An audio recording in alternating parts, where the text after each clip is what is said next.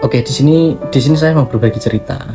Tadi saya itu kedatangan klien, ya seorang wanita, dia berumur 25 tahun. Dia datang ke sini dengan keluhan kecemasan, ya, overthinking, takut ditolak, dan merasa nggak cukup.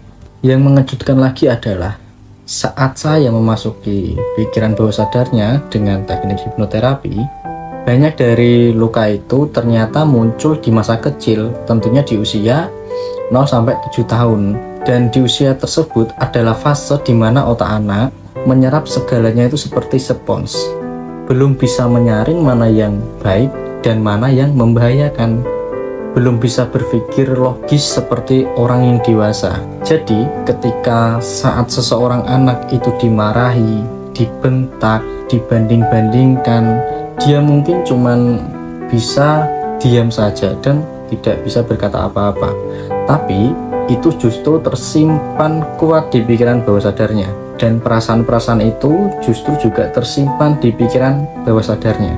Dan sayangnya itu bukan hanya jadi sebuah kenangan, tapi bisa berubah menjadi luka emosional yang diam-diam mengendalikan cara mereka berpikir, merasa, dan mengambil keputusan saat mereka dewasa.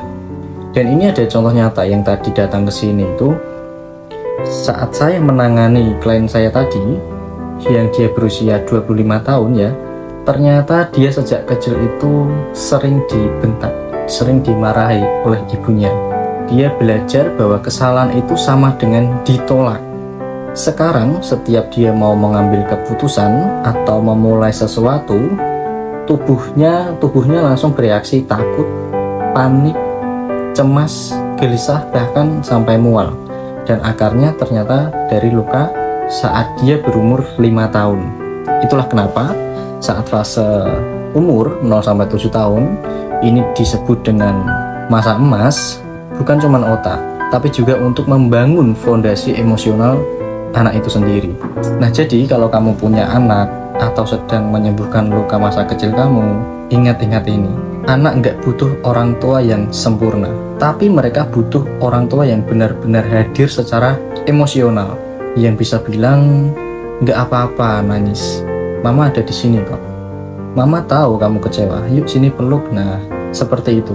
Dan poin pentingnya adalah kita tidak bisa mengubah masa lalu, tapi kita bisa memutuskan rantai dari luka itu hari ini dan sekarang.